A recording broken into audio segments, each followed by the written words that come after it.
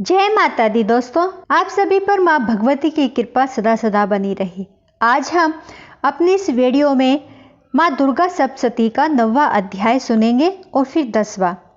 9वें अध्याय में आज हम निशुंभ वध का प्रसंग सुनेंगे। तो शुरू करते हैं।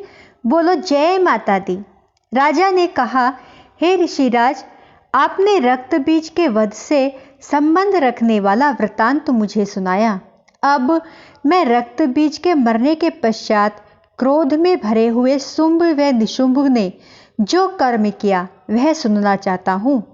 महर्षि मेधा ने कहा, रक्त बीज के मारे जाने पर शुंभ और निशुंभ को बड़ा क्रोध आया और अपनी बहुत बड़ी सेना का इस प्रकार सर्वनाश होते देखकर निशुंभ देवी पर आक्रमण करने के लिए दौड़ा। उसके साथ बहुत से बड़े बड़े असुर देवी को मारने के लिए दौड़े और महापराक्रमी शुंभ अपनी सेना सहित चंडिका को मारने के लिए बढ़ा। फिर शुंभ और निशुंभ का देवी से घोर युद्ध होने लगा। वह दोनों असुर इस प्रकार देवी पर बाण फेंकने लगे जैसे मेघा से वर्षा हो रही हो। उन दोनों के चलाए हुए बाणों को देवी ने अपने बाणों से काट डाला और अपने शस्त्रों की वर्षा से उन दोनों दैत्यों को चोट पहुंचाई। निशुंभ ने तीक्ष्ण तलवार और चमकती हुई ढाल लेकर देवी के सिंह पर आक्रमण किया। अपने वाहन को चोट पहुंची देखकर देवी ने अपने बाण से निशुंभ की तलवार व ढाल दोनों को ही काट डाला। तलवार और ढाल कट जाने पर निशुंभ ने देवी पर शक्ति से प्रहार किया। देवी ने अपने चक्र से उसके 2 टुकड़े कर दिए।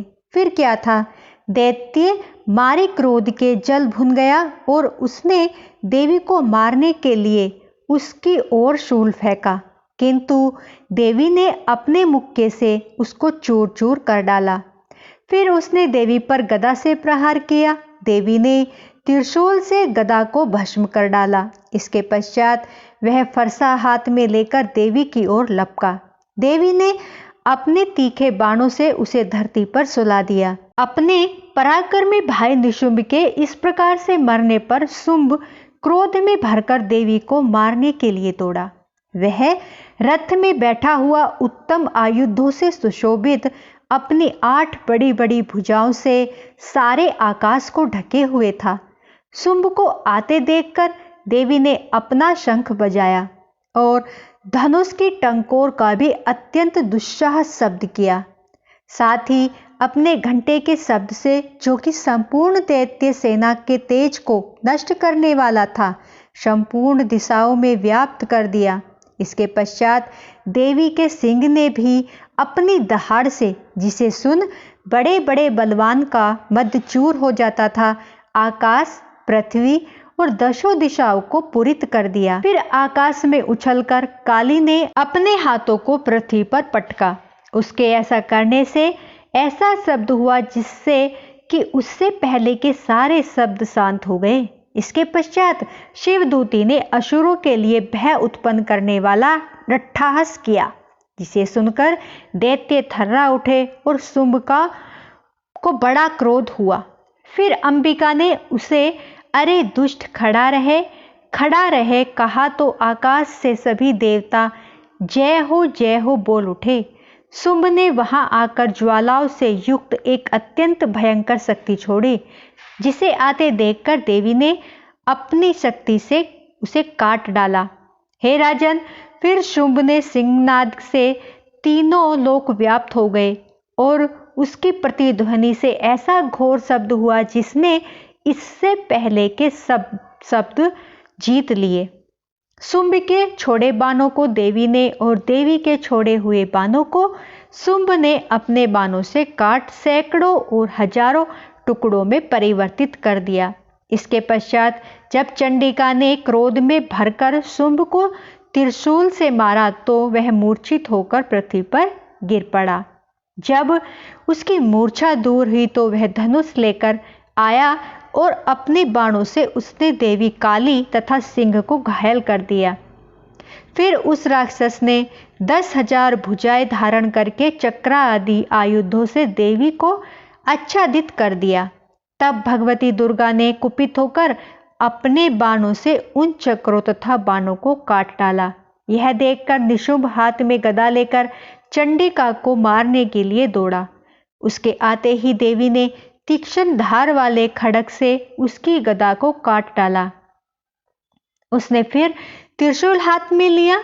देवताओं को दुखी करने वाले निशुंभ त्रिशूल हाथ में लिए हुए आता देखकर चंडिका ने अपने शूल से उसकी छाती पर प्रहार किया और उसकी छाती को चीर डाला। शूल विदीर्ण हो जाने पर उसकी छाती में से एक उसके जैसा ही महापराक्रमी दैत्य ठहर जा कहता हुआ निकला। उसको देखकर देवी ने बड़े जोर से ठहाका लगाया। अभी वह निकलने भी न पाया था कि उसका सिर अपनी तलवार से काट डाला। सिर के कटने से वह पृथ्वी पर गिर पड़ा। इसके पश्चात सिंह दहाड़ दहाड़ कर असुरों का भक्षण करने लगा और काली शिवदूती भी राक्षसों का रक्त पीने लगी। कौमारी की शक्ति से कितने ही महादैत्य नष्ट हो गए। ब्रह्मा जी के कमंडल के जल से कितने ही असुर समाप्त हो गए। कई दैत्य माहेश्वरी के त्रिशूल से विदीर्ण होकर पृथ्वी पर गिर पड़े और वाराही के प्रहारों से छिन्न भिन्न होकर धराशायी हो गए। वैष्णवी ने भी अपने चक्र से बड़े बड़े महापराक्रमियों को चूर चूर करके यमलोक भेज दिया और इंद्री से कितने ही महाबली राक्षस टुकड़े टुकड़े हो गए।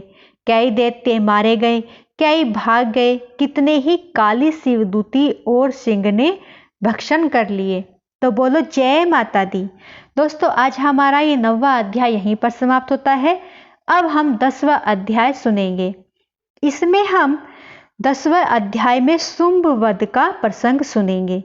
तो बोलो जय माता दी।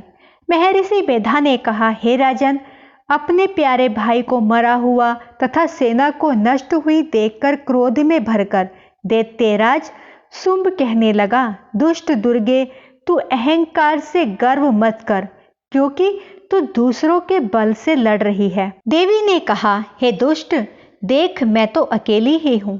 इस संसार में मेरे सिवा दूसरा कौन है? यह सब मेरी शक्तियां हैं। देख, यह सब की सब मुझ में प्रविष्ट हो रही हैं।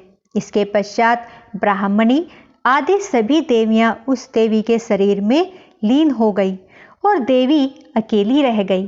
तब देवी ने कहा, मैं अपनी ऐश्वर्य शक्ति से अनेक रूपों में यहाँ उपस्थित हुई थी। उन सब रूपों को मैंने समेट लिया है। अब अकेली ही यहाँ खड़ी हूँ, तुम भी यहीं ठहरो। महर्षि मेधा ने कहा, सब देवताओं तथा राक्षसों के देखते ही देखते देवी तथा शुंभ में भयंकर युद्ध होने लगा। अंबिका देवी ने सैकड़ों अस्त्र शस्त्र छोड़े। उधर दैत्यराज ने भी भयंकर अस्त्रों का प्रहार आरंभ कर दिया। देवी के छोड़े हुए सैकड़ों अस्त्रों को दैत्य ने और अपने अस्त्रों द्वारा काट डाला। इसी प्रकार शुंभ ने जो अस्त्र छोड़े उनको देवी ने अपनी भयंकर हुंकार के द्वारा ही काट डाला। दैत्य ने जब सैकड़ों बाण छोड़कर देवी को ढक लिया तो क्रोध में भरकर देवी ने अपने बाणों से उसका धनुष नष्ट कर दिया। धनुष कट जाने पर दैत्येंद्र ने शक्ति चलाई, लेकिन देवी ने उसे काट कर फेंक दिया। फिर दैत्येंद्र चमकती हुई ढाल लेकर देवी की ओर दौड़ा, किंतु जब वह देवी के समीप पहुंचा तो देवी ने अपने तीक्ष्ण बाणों से उसकी चमकने वाली ढाल को काट डाला। फिर दैत्येंद्र का घोड़ा मर गया, रथ टूट गया, सारथी मारा गया। तब वह भयंकर शक्ति लेकर देवी पर आक्रमण करने के लिए चला, किंतु देवी ने अपने तीक्ष्ण बाणों से उसकी शक्ति को काट दिया। इस पर दैत्य ने क्रोध में भरकर देवी की छाती में बड़े जोर से एक मुक्का मारा।